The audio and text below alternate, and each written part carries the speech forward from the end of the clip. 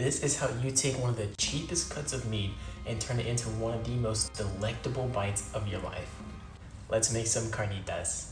Before we get into prepping the carnitas, I want to show you guys how to make one of my absolute favorite sauces of all time. I'm not sure what the official name of this sauce is, so please let me know in the comments if you know what it's called. First, we're going to start off with however much garlic your heart desires, about 2 teaspoons of black peppercorns, and about 1 teaspoon of cumin seeds. And I did toast those up in a dry pan, but just to give them a little bit more flavor before putting them into the blender. Then we're going in with 1 bunch of green onions, 1 avocado, 1 bunch of cilantro, 1 jalapeno, and the juice of 1 lime. Then we're going to put the lid on, realize that our blender is too small, and add everything to a food processor.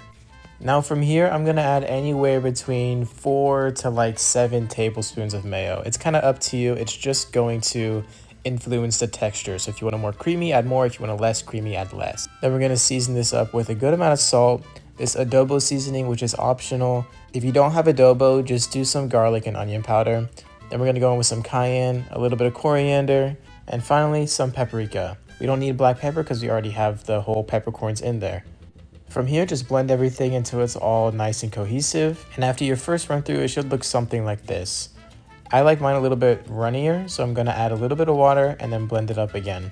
Make sure you scrape down the sides of this and then give it a taste to see if you need to balance out any seasonings, lime juice, or if it needs more water for texture. And then just keep repeating that until you get your desired taste and texture. Once you've reached your desired consistency and taste, go ahead and place this in an airtight container, and this is going to be safe in the fridge for a week or 2. Now let's talk meat. One of the reasons I love this recipe so much is that you can get this pork for super cheap. 4 pounds of pork shoulder costed me $8, and I used half for this recipe, and it's going to feed me throughout the entire week. First, we're going to take our pork out of the package and we're going to pat it nice and dry. And I want to take a second to show you guys how well marbled this cut of meat is. For $8, do you see all that intramuscular fat? That's crazy. Now, like I mentioned before, this is the shoulder of the pork, so it's used for a lot of walking. Because of this, the pork shoulder is mainly a slow twitch fiber cut of meat. That means that there is a lot of collagen in this cut of meat, and collagen needs to be cooked down slowly to break down everything, including rendering out these ribbons of fat that you see here. And if you do that properly, it's going to result in a beautifully tender piece of meat. Now, this is a bone-in pork shoulder, so we're going to need to remove this bone. Instead of having your finger on the side of the knife, we're going to put our finger on top of the knife, and keeping our knife close to the bone, we're just going to make little incisions along the bone. Don't be shy to change the angle and to move the piece of meat around. I just want to show you guys the process. But keep slicing and pulling until your bone comes right out. Turning it over, you can see this large fat cap on the back side, and I don't want all that fat. That's too much for me, so I'm going to remove this. You don't have to if you don't want to. But if you do want to, just start by making a slice along the meat, grabbing the fat with your hands, peeling it back, and then keep slicing, keeping tension on the fat. And once it's trimmed, we're going to cut this right in half. Now, as we're breaking this piece of meat down, I'm going to be trimming throughout the entire process because some chunks of fat are just inside the meat, and it can be hard to access them from the superficial layers. Just to free up some space, go ahead and take the other half of the pork shoulder and just set it to the side in a Ziploc bag in case you want to freeze it. Now, we're going to be needing 1-inch cubes here. So we're going to start by slicing 1 inch in length down the pork shoulder. It should look about this size. And then we're going to repeat that with the rest of the pork.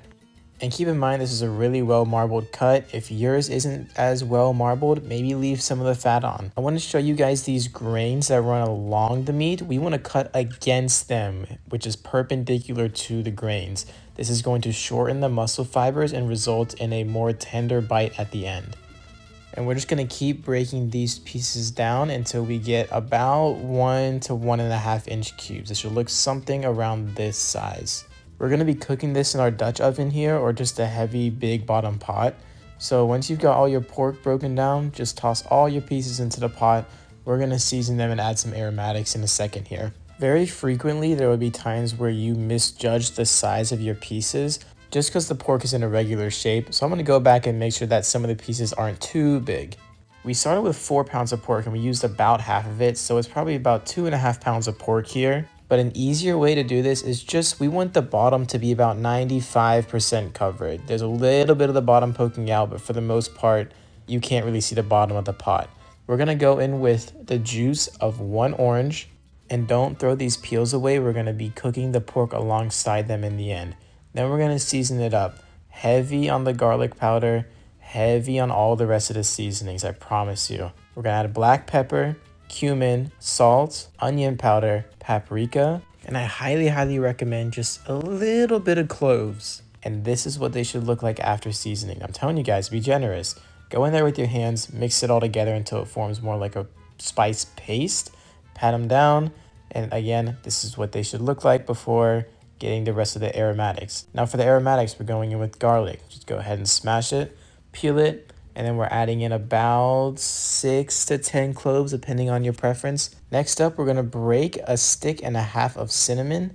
Make sure you break it to start releasing some of the flavors. And then we're going in with about 4 or 5 bay leaves. Evenly spread these spices out and then face down so that the juices go into the pork. Lay down your orange peels. With a neutral oil, we're gonna cover till the tips of the pork are poking out. We don't wanna completely submerge everything. Cover your pan with the lid, and this is going in a 275-degree oven for about 3 hours. Now this pork is gonna be delicious inside some tacos. You can put it in empanadas. You can have it with pretty much whatever you want. I chose to do rice today. I'm going for like a Spanish style rice. This is not an official Spanish recipe for rice. I just want to make that clear with you guys. But first, dice up an onion, add it straight to a pan. It can be cold. We're just trying to save some dishes here. And to dice, just make some incisions almost down the onion lengthwise, horizontally, and then go straight down. This is going to give you a nice, easy dice. Once you've got all your onion in the pan, we're going in with a knob of butter, and then we're going to season with some salt and pepper to help the onion sweat. To add some more flavor, I'm going in with a handful of garlic cloves, and by the time you're done dicing your garlic, your onions should be nice and translucent, ready for the garlic to go into the pan. Go ahead and give everything a nice stir, and while the garlic is getting nice and fragrant, you can go ahead and chop up some parsley. See how we're doing this to save some time and be efficient? Once your parsley is done, you can also open up your can of tomato paste. And we're gonna need about 2 tablespoons of this. Now we want to cook the tomato paste a little bit to get rid of some of that harsh, fresh tomato flavor. And I'm gonna spread it out just to increase the surface area. But once it's cooked down for about 3 minutes, go ahead and mix everything up. We're gonna season with paprika and cumin. And then we're going in with 2 cups of short grain white rice. You can use whatever rice you want. This is just what I got. Mix this all up so that this tomato paste, onion, garlic mixture evenly coats every grain of rice.